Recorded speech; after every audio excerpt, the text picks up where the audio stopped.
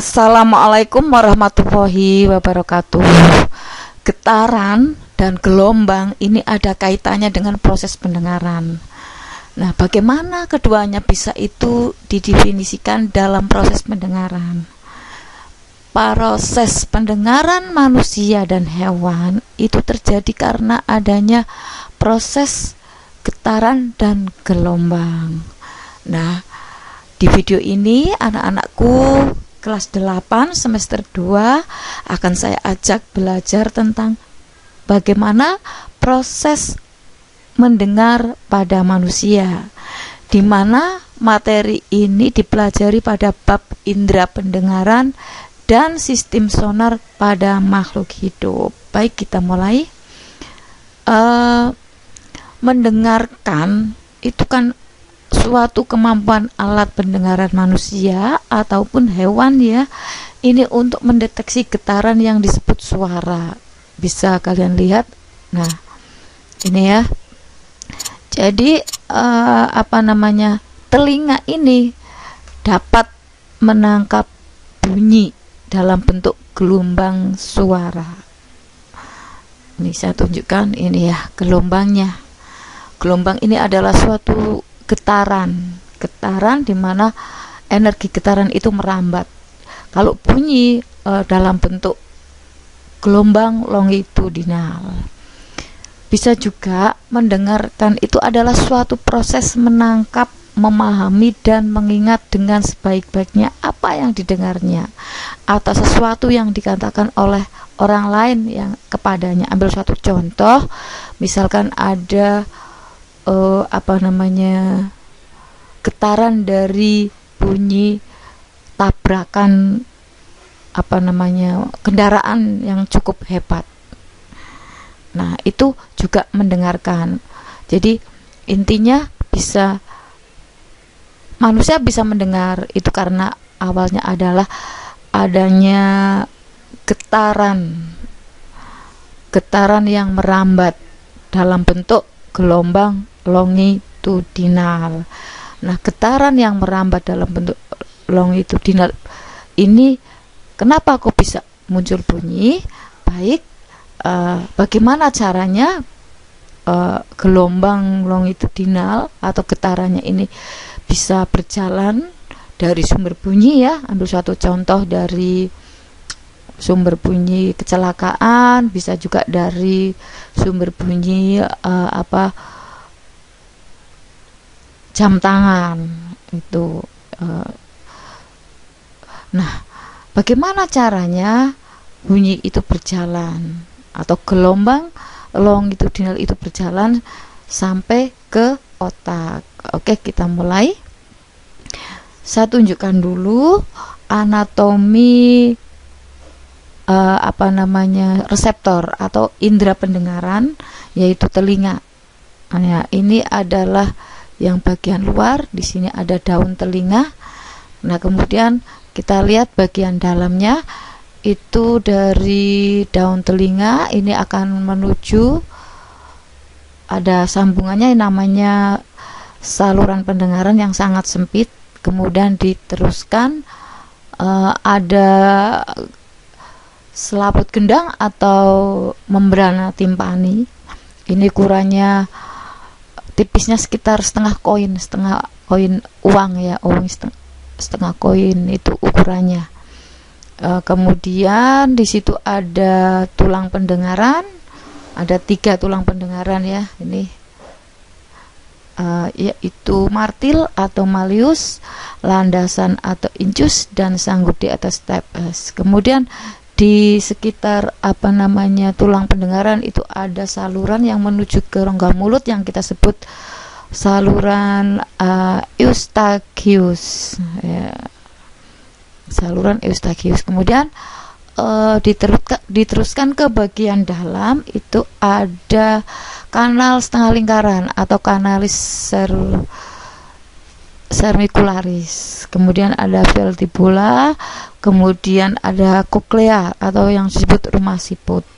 Di mana di dalam koklea itu ada namanya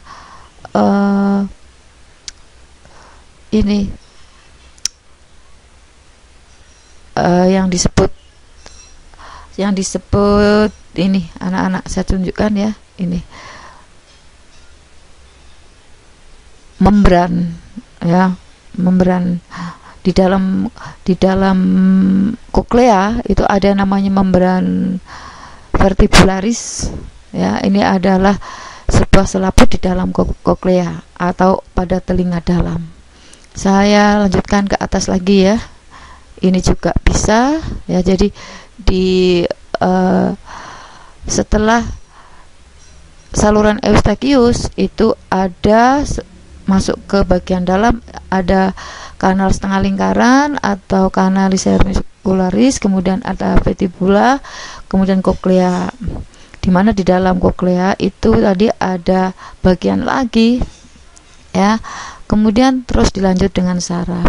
Nah sekarang di bagian koklea, di dalam koklea itu ada apa, kan ya, ini sama seperti tadi ya anak-anak.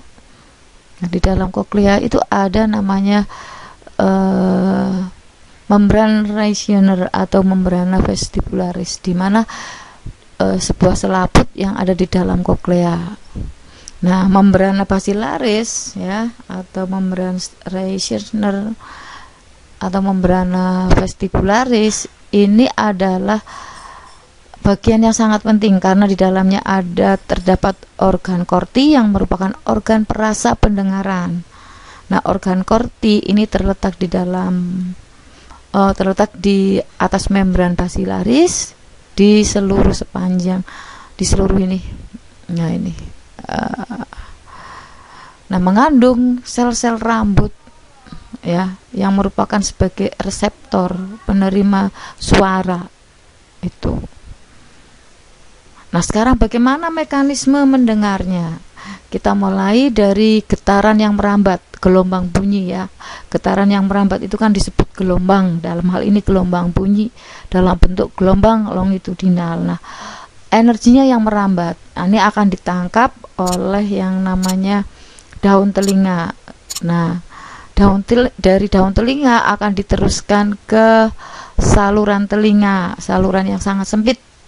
Kemudian gelombang bunyi ini atau getaran yang merambat ini akan diteruskan ke ini gendang telinga atau membrana timpani, di mana selaput yang berukuran setengah koin ini nanti akan bergetar ya setelah mendapat rambatan getaran dari saluran telinga atau gelombang bunyi dari saluran telinga akan menuju gendang telinga. Nah, gendang telinga itu kan berupa selaput berukuran setengah koin, ini nanti akan bergetar. Kemudian getaran dari gendang telinga ini akan menggetarkan tulang-tulang pendengaran. Nah, di mana tulang pendengaran kan ada 3, ada martil, ada landasan, dan sanggurdi. Nah, ini nanti akan bergetar. Nah, getaran ini nanti akan masuk ke koklea atau rumah siput. Perlu kalian ketahui di koklea ya atau rumah siput, koklea itu adalah organ yang ukurannya sebiji kacang tanah. Di dalamnya ada cairan. Nah, akan mendapat getaran dari tulang telinga, maka cairan di dalam rumah siput juga akan bergetar. Nah, ini menyebabkan terciptanya gelombang ya. Nah, gelombang ini akan menggerakkan sel-sel rambut. Jadi di dalam rumah siput ya, tadi sudah saya jelaskan ada yang namanya korti itu ya, ada rambut. Nah, ini di ujung rambut ada ujungnya ya, ini akan mengubah gelombang menjadi sinyal listrik tuh. Jadi getaran ini akan berubah menjadi sinyal listrik, diubah adalah oleh korti sebagai reseptor pendengaran yang berupa rambut-rambut atau silia yang ada di dalam koklea. Nah, sinyal ini akan diteruskan ke otak oleh saraf auditori. Nah, apa sih sinyal listrik itu? Sinyal listrik adalah tegangan yang membawa informasi, ya. Tegangan yang membawa informasi atau yang disebut sinyal listrik ini nanti akan menuju ke otak, diteruskan, yang membawa adalah saraf auditori. Nah, sampai di otak, ya, akan diinterpretasi atau diterjemahkan. Ambil suatu contoh, misalnya suara gemuruhnya kereta api berjalan. Oh, ini ada kereta api berjalan, jadi di otak itu diterjemahkan suara apa ini, gitu-gitu. Nah, itulah mekanisme mendengar. Atau ini ada animasi saya tunjukkan. Nah, ini ya, ini. Nah, itu jadi ada getaran yang merambat atau disebut gelombang bunyi melalui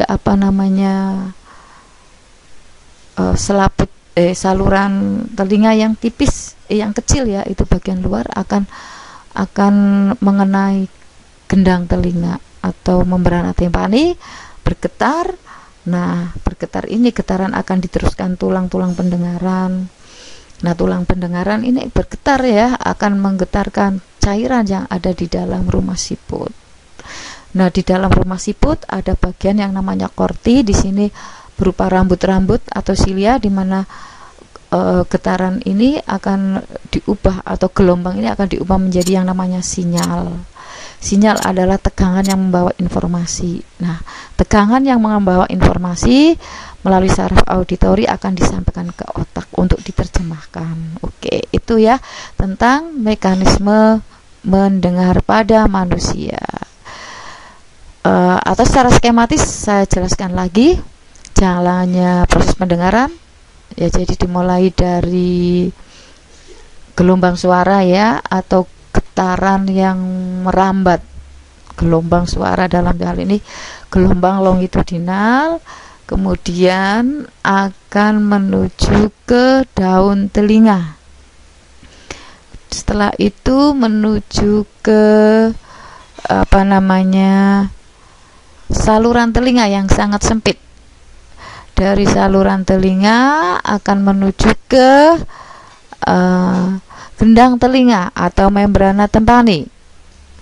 Nah, gendang telinga ini akan bergetar, getaran akan diteruskan ke tulang telinga, tulang pendengaran berupa martil, landasan, dan sanggurdi.